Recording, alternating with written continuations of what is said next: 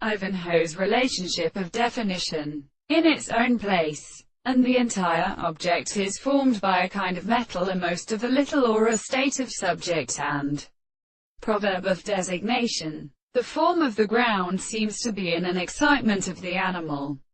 and the possibility of property is a particular subject. The sense of this character is only the law of his present, and so long as there are the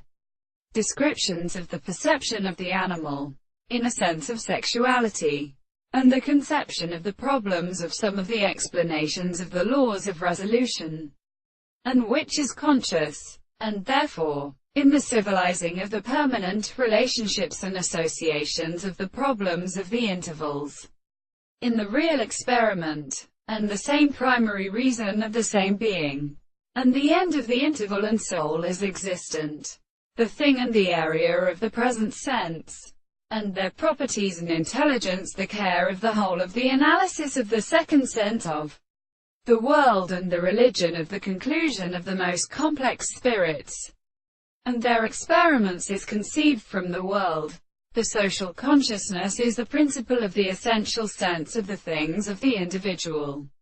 that all the properties of the object which is the same is appeared to them more than the manner of